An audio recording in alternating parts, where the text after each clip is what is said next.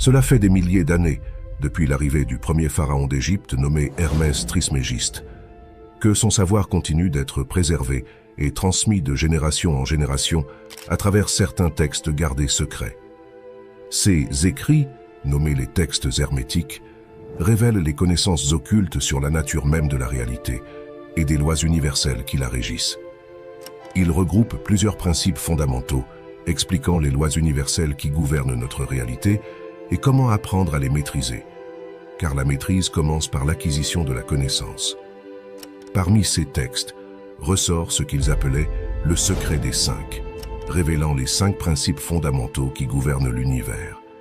Si ces 5 principes ont été gardés secrets jusqu'à aujourd'hui, il est dit que les enseignements hermétiques, même s'ils ont toujours été soigneusement tenus secrets par leurs fortunés possesseurs pour des raisons spécifiques, n'étaient pas destinés à être conservés et tenus secrets éternellement. C'est la raison pour laquelle, aujourd'hui, ces textes ont enfin été dévoilés. L'avancée de la science moderne, notamment des neurosciences et de la physique quantique, nous permet enfin de comprendre ces principes et de pouvoir les expliquer. Et c'est peut-être une des raisons pour lesquelles ils ont été dévoilés. Avant de commencer, n'oubliez pas de rejoindre notre communauté d'entrepreneurs motivés en vous abonnant pour ne surtout pas manquer les prochaines vidéos exclusives qui arrivent sur la chaîne. Sans oublier de récupérer votre formation offerte dans la description. C'est gratuit. Le secret des 5 réunit 5 principes fondamentaux universels, et la personne qui les comprend et les applique parviendra à maîtriser l'intégralité de sa vie. Le premier principe est le principe de vibration défini par la citation suivante. Rien ne repose, tout remue, tout vibre. Nous le savons désormais en physique quantique. Lorsque nous réduisons la matière à sa plus petite échelle, nous obtenons l'atome. Celui-ci est composé d'un noyau central et d'électrons gravitant autour, dans un vaste champ d'informations et de fréquences. Ce champ représente environ 99,9% de l'atome, c'est-à-dire que l'atome est composé à 99,9% d'énergie, d'informations et de fréquences, et le faible pourcentage restant est ce que l'on pourrait qualifier de matière. Puisque l'atome est la composante de tout dans l'univers, il en suit que l'univers, notre corps et notre environnement sont constitués à 99,9% d'énergie, de fréquences et d'informations. Le principe selon lequel rien ne repose, tout remue et tout vibre n'est donc pas magique, mais réel. C'est de la physique. Notre corps lui-même est constitué à 99,9% de fréquences et d'informations, tout comme notre environnement. On comprend donc que tout est relié par ce même champ d'énergie, de fréquences et d'informations. En neurosciences, à l'aide d'appareils comme l'électroencéphalogramme, les scientifiques parviennent à mesurer le champ énergétique ou bioénergétique émis par le corps humain autour de lui. L'activité des cellules du corps humain, ainsi que celle des neurones, soit tous les échanges d'informations constants entre notre cerveau et notre corps, génèrent une activité électrique. C'est ainsi que les cellules nerveuses communiquent entre elles. Mais comme nous l'avons vu, lorsqu'on plonge encore plus loin, on se rend compte que nos cellules elles-mêmes sont constituées de molécules, qui elles-mêmes sont constituées d'atomes. Et il en résulte que tout dans notre corps est constitué à 99,9% de fréquences et d'informations, tout comme l'air autour de nous. C'est ainsi que des informations se transmettent en dehors de notre corps dans notre environnement, par ce champ énergétique que dégage notre corps. Encore une fois, ce champ est mesurable. Je vous invite à consulter le livre « Devenir super conscient » du Dr Joe Dispenza, qui démontre scientifiquement à l'aide d'appareils de mesure que le cerveau génère des ondes, que notre fréquence cardiaque émet des fréquences contenant des informations se transmettant à travers l'air, de même que notre corps émet un champ d'énergie tout autour de lui en permanence, se propageant autour de lui. On en arrive au second principe, soit le principe de correspondance, défini par la phrase suivante. Ce qui est en haut est comme ce qui est en bas, ce qui est en bas est comme ce qui est en haut. Cette citation explique le lien d'unité qu'il y a entre le macrocosme et le microcosme de l'univers. Le macrocosme représente le grand monde, soit les galaxies, les planètes et nous. Et le microcosme représente le petit monde, soit les bactéries, les molécules et les atomes. Ce principe évoque une vérité qui est que, dans l'univers, il y a différentes échelles de vie, mais chacune d'entre elles correspond en tout point. D'une part, elles s'influencent mutuellement.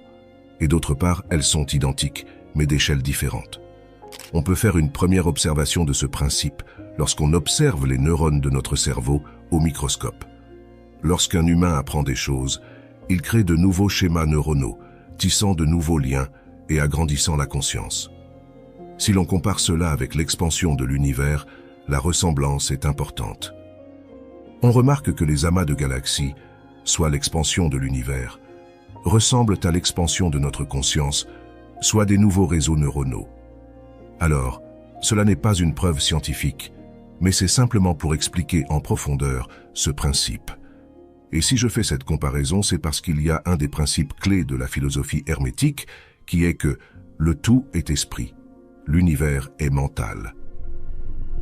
Le principe de correspondance évoque également le fait que ce qui est en haut, soit le macrocosme, et ce qui est en bas, soit le microcosme, s'influencent mutuellement et constamment.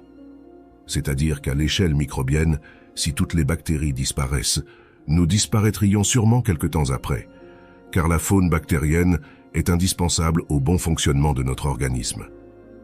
Mais à l'inverse, le principe fonctionne aussi. C'est-à-dire que si un astéroïde percutait la Lune par exemple, cela pourrait éloigner notre planète Terre du Soleil, ce qui provoquerait sûrement une ère glaciaire et nous affecterait donc, ainsi que les microbes. On comprend donc que tout dans l'univers est interconnecté, à grande échelle comme à petite échelle.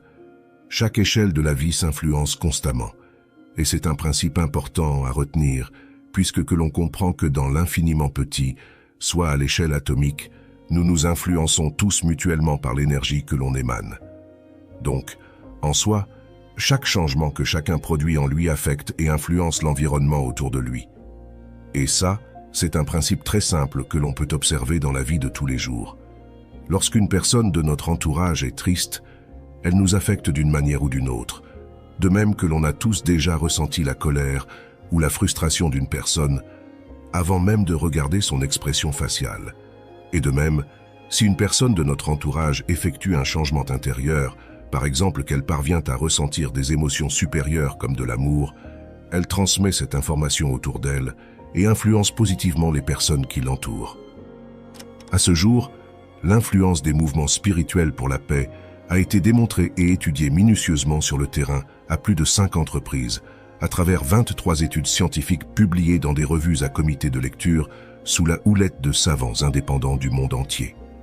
Les résultats ont régulièrement démontré un effet positif, se traduisant par une réduction immédiate de la criminalité et des actes de guerre et de terrorisme de plus de 70% en moyenne. Je vous invite à voir l'étude de la Global Union of Scientists for Peace, intitulée « Diffusing World Crises, a Scientific Approach ». À une échelle plus petite, chaque personne est également capable de s'influencer positivement, puisque les émotions supérieures telles que la paix, en lien avec l'activité du système nerveux autonome, produisent des champs électromagnétiques. L'intensification de ces émotions donne lieu à des changements au niveau de la microcirculation sanguine, de la transpiration et d'autres fonctions corporelles. Cela a été mesuré et prouvé à maintes reprises. Je vous invite à consulter les travaux du docteur Joe Dispenza si vous souhaitez avoir des preuves plus poussées à l'appui. Nous en arrivons au troisième principe, soit le principe de polarité défini par la citation suivante. Tout est double. Toute chose possède des pôles. Tout a deux extrêmes. Semblables et dissemblables ont la même signification. Les pôles opposés ont une nature identique, mais des degrés différents. Les extrêmes se touchent. Toutes les vérités ne sont que des demi-vérités. Tous les paradoxes peuvent être conciliés. Ici, on en revient à l'unité. Tous les opposés peuvent être conciliés, mais cela passe par le fait de vouloir écouter. Si en général les gens s'opposent, c'est parce qu'ils restent bloqués sur des croyances passées, sur des idées fixes. Mais dès lors qu'une personne, d'accord ou non, écoute l'individu face à lui, en cherchant réellement à comprendre sa pensée, alors les deux individus peuvent se concilier. Et ce principe est également régi par le principe de correspondance, c'est-à-dire que cela fonctionne à n'importe quelle échelle. De même, le chaud et le froid sont les pôles opposés de la température. On ne peut pas définir la limite entre le chaud et le froid, car ce sont simplement les pôles opposés de la même chose.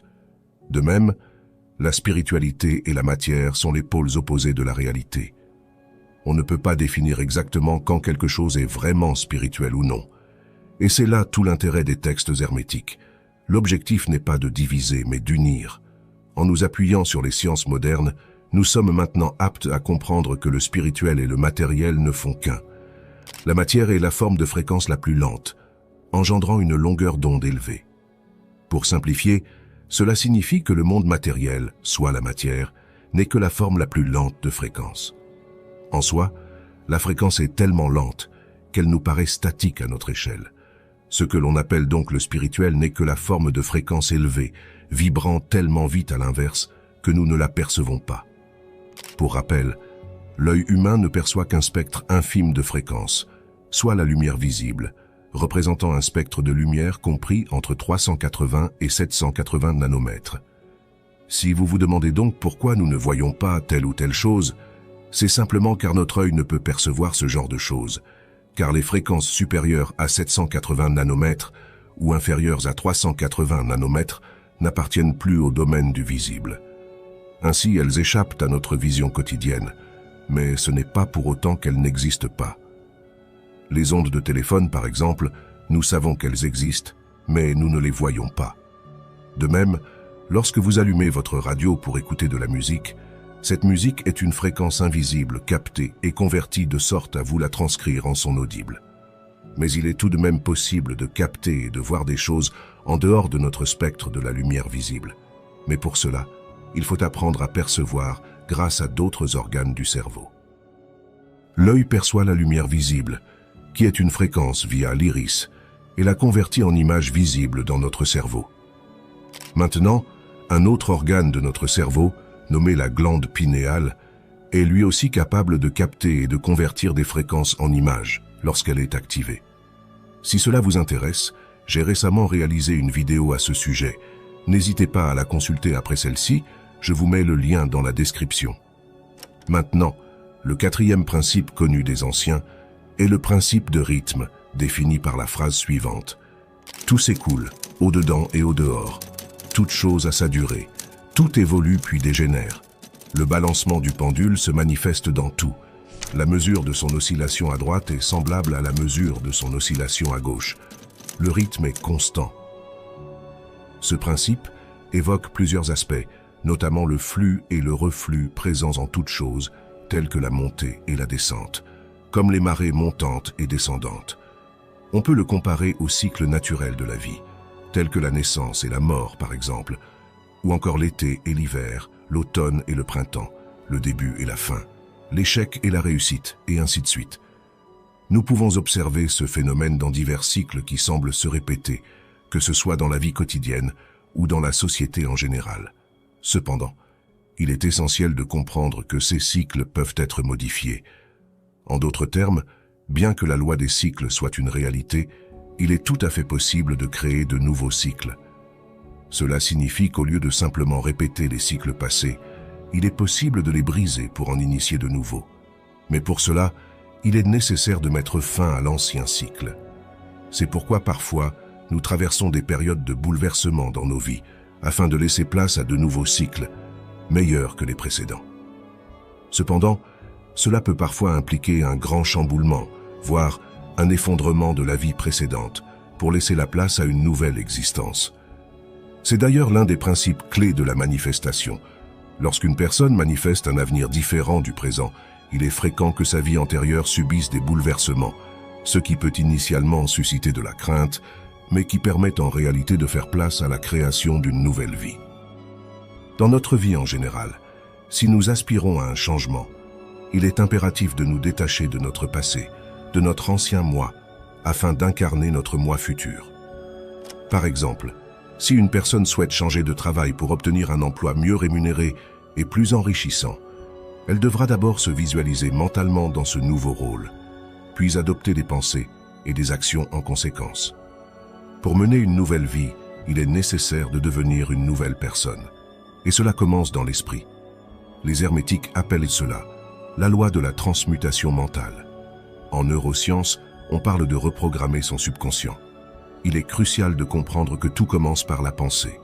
Nos actions, nos choix et nos habitudes sont inscrits dans notre partie inconsciente. Lorsqu'un individu parvient à rendre son inconscient conscient, il prend alors le contrôle de sa vie et n'est plus dirigé par ceux que l'on pourrait appeler le destin. Les textes hermétiques le disent de la manière suivante. Tout individu peut changer ses vibrations mentales par un effort de volonté en fixant son attention sur l'état désirable. Rappelez-vous, l'énergie circule là où va l'attention. Là où l'énergie va, la chose grandit. Ne combattez pas ce que vous détestez, mais nourrissez ce que vous aimez. Tout cela nous ramène à la dernière loi universelle, le 5e principe, qui est le principe de cause et d'effet. Celui-ci est défini par la phrase suivante. Toute cause a son effet, tout effet a sa cause. Tout arrive conformément à la loi. La chance n'est qu'un nom donné à la loi méconnue. Il y a de nombreux plans de causalité, mais rien n'échappe à la loi. Ici, nous arrivons au fait que la chance n'existe pas, que rien n'arrive par hasard. J'ai placé cette loi en dernier, car il est important d'avoir compris les autres pour comprendre celle-ci. Nous avons vu le principe de correspondance, l'interconnexion et l'échange constant d'informations à travers des fréquences invisibles à nos yeux. Et nous comprenons maintenant que l'univers fonctionne comme un système interconnecté, échangeant des informations en permanence, et c'est ainsi que toute chose se forme. Les événements qui nous arrivent ne sont pas dus au hasard, mais ils ont tous une cause et un effet. Je ne parle pas ici du juste et de l'injuste, mais simplement du fait que chaque cause a son effet, comme l'explique ce principe hermétique. Des recherches en neurosciences, par exemple, ont prouvé qu'un individu peut influencer son épigénétique par la pensée, c'est-à-dire l'expression de ses gènes, pour guérir d'une maladie. Mais il peut également, à l'inverse, se la créer. Certaines maladies sont en quelque sorte le fruit des pensées. Mais il y a deux facteurs. Il y a le facteur extérieur, soit la fumée de cigarettes et les choses nocives pour la santé, qui peuvent provoquer des maladies. Et cela, nous le savons tous. Maintenant, l'environnement intérieur est également un des facteurs de maladie ou de guérison. Le sentiment d'anxiété, par exemple, envoie un signal à l'organisme via les réseaux neuronaux, donnant l'ordre de libérer les hormones du stress telles que le cortisol et l'adrénaline. Ces hormones vont mettre notre corps en mode survie, et celui-ci va consacrer toute son énergie à l'augmentation de l'afflux sanguin, la dilatation des pupilles et l'augmentation du rythme cardiaque. Mais à l'inverse, moins d'énergie sera consacrée aux défenses immunitaires. Le corps réagit ainsi aux signaux de nos pensées. En revanche, une émotion supérieure telle que l'amour envoie un autre type de signal ou d'information, donnant l'ordre de libérer des hormones telles que de l'endorphine et de la sérotonine, ainsi que d'autres substances chimiques, consacrant cette fois-ci davantage d'énergie dans les fonctions internes, telles que la régénération des cellules, des tissus et l'augmentation du système immunitaire. D'ailleurs, le Dr Joe Dispenza a mené des recherches à ce sujet, et celles-ci ont prouvé que lorsqu'un individu ressent des émotions supérieures comme la joie et l'amour pendant 5 à 10 minutes par jour, il parvient à augmenter de 49,5% le taux d'immunoglobuline A, soit un anticorps surpuissant responsable des défenses immunitaires. Actuellement, guérir par la pensée n'est donc plus quelque chose de mystique, mais quelque chose de purement scientifique. Ce principe de cause et d'effet nous fait prendre conscience qu'une petite pensée peut avoir une grande conséquence. Par exemple, prenons l'exemple d'une personne qui décide aujourd'hui de devenir une nouvelle personne, heureuse, altruiste et aimante. Une personne qui réussit.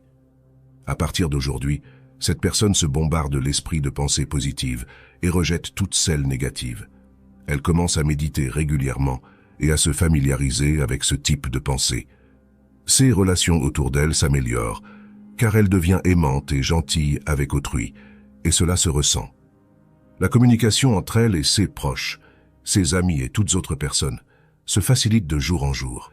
Les opportunités se multiplient, elle est en meilleure santé, et elle avance vers ses objectifs jour après jour. En quelques mois, elle a totalement changé sa personnalité d'avant, qui était anxieuse et aigrie.